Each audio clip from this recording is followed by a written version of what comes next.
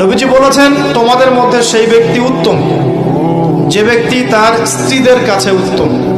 আর তিনি বলছেন, আমি মুহাম্মদ সাল্লাল্লাহু আলাইহি ওয়াসাল্লাম, আমি আমার পরিবারের কাছে উত্তম। স্ত্রী যতক্ষণ পর্যন্ত আপনাকে সার্টিফিকেট না দিচ্ছে যে আপনি উত্তম চরিত্রের অধিকারী, আপনি ভালো, আপনি সৎ, ততক্ষণ পর্যন্ত জান্নাতে যাওয়া কঠিন আছে। এবার তো মেয়েরা সুযোগ পেয়ে গেল না, স্ত্রীদের সার্টিফিকেট লাগবে। বাইরে ভালো থাকা সহজ, বাহিরের মানুষের সাথে ভালো মেলামেশা করা সহজ, বন্ধুদের সাথে, হ্যাঁ, তার কলিগদের সাথে, ওয়াজ মাহফিলে এসে, মসজিদে গিয়ে ভালো আচরণ করা সহজ। কিন্তু আপনার অধীনস্থ যারা আছে তাদের সাথে ভালো আচরণ করা এত সহজ নয়। স্ত্রীর সার্টিফিকেটটা অনেক বেশি ইম্পর্টেন্ট। এই কারণে যাদের স্ত্রীরা সার্টিফিকেট দেয় যে আমার স্বামী ভালো, আমার স্বামী সৎ, আমার স্বামী দানশীল, আমার স্বামী ভালো চরিত্রের মানুষ, ইনশাআল্লাহ তাআলা এই ব্যক্তির জান্নাতে যাওয়া অনেক সহজ হয়ে যাবে।